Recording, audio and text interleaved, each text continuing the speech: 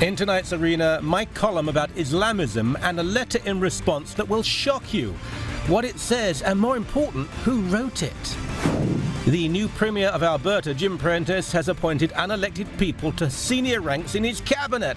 Well, there's democracy for you.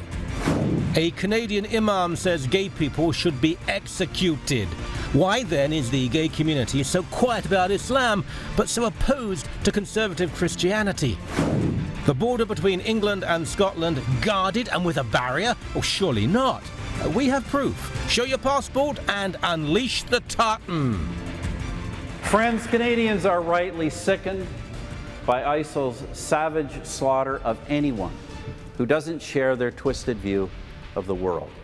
We know their ideology is not the result of social exclusion or so-called root causes.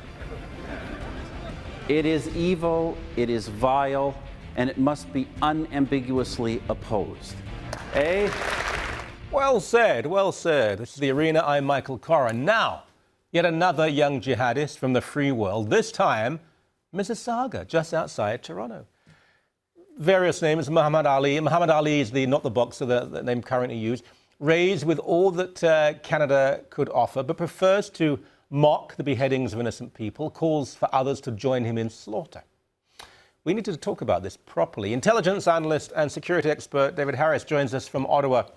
This fellow, it was a National Post, credit where it's due, who revealed who he really was. He's one of many, though, isn't he?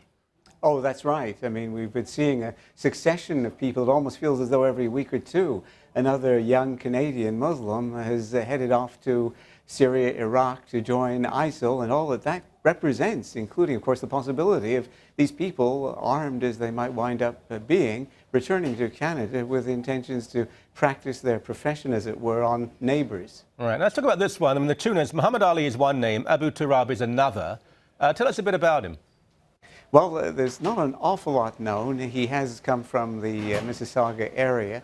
He seems to be very much a product of this country, or at least one would have thought in general stereotypical terms, and yet has discovered himself after a fashion in the Badlands of Syria, Iraq with ISIL. Again, it's a trend that is deeply concerning. I think there were some intimations that maybe he wasn't particularly radical in early days, but he sure as heck seems to be based on his own advertising, and that advertising has gone on for a considerable period in the form of tweets of some of the most gory, horrific kinds, advertising, of course, beheadings, brutalization of various kinds, and a variety of what would very comfortably be considered crimes against humanity. Well, he mocks the death of American soldiers. He calls them criminals and high school dropouts. US soldiers I know are university graduates. Quote, can't wait for the day ISIS beheads the first American soldier. Soccer, anyone? That's right. Not exactly Oscar Wilde, is he? No, that's right. And for those who might not be familiar with this, the soccer anyone, of course, refers to the use of a head that has been removed from the body and the way it's treated with gross disrespect on top of what was involved in the initial murder. Yeah. So, yes, looking at this is quite something. A concern is that this does seem to have considerable appeal as a recruiting device and theme. Well, let's talk about that, though, Derek, because I think there are two areas we can fall into here. And one is to say that this has no appeal, and the other is to say that all young Muslims, or huge numbers, are being seduced by it. There are young Muslims who are seduced by this, no doubt at all, but it's still a pretty small number, isn't it? Well, it is, and certainly as a proportion of the Muslim population, of course, it's a tiny number.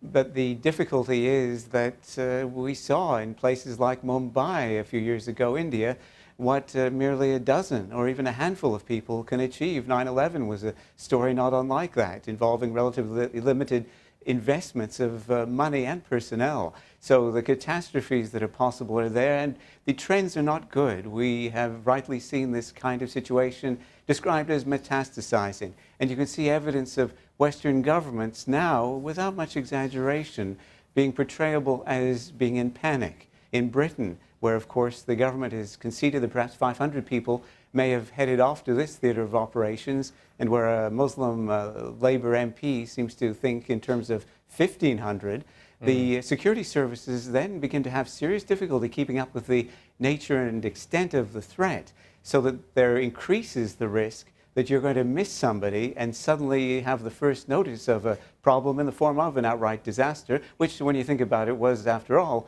the story of 9/11, was the story of the transportation system bombings several years ago in London, and, of course, the rail bombings in Spain with terrible result. Let's speak in a way that other networks will not. Christianity is declining in the West. I mean, the numbers aren't as serious as the left would have us think, but people are not converting to Christianity in particularly large numbers. Some people are embracing Islam. It's a certain type of person. That doesn't worry me too much. The birth rate amongst Muslims is often much higher than amongst non-Muslims. Now, all of that is what it is. Most of those people, I hope and assume, will be moderate, decent members of society. But we know there is a percentage who will become extreme, radical and violent. Because the numbers are growing so rapidly, that means that percentage will, of course, increase. That's deeply worrying.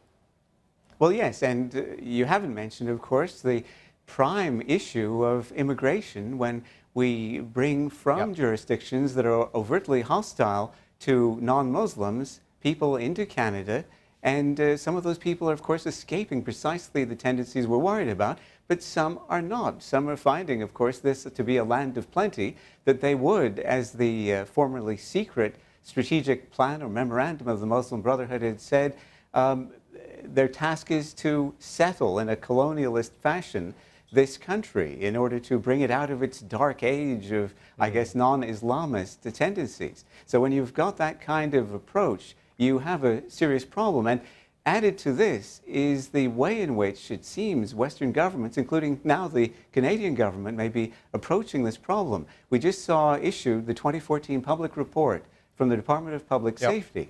And of course, this is something that has refused to speak about Islamism. It is terribly worrying, and of course, if we speak out, we're accused of Islamophobia. Wish we had more time. David, thank you very much indeed. Thanks, Michael.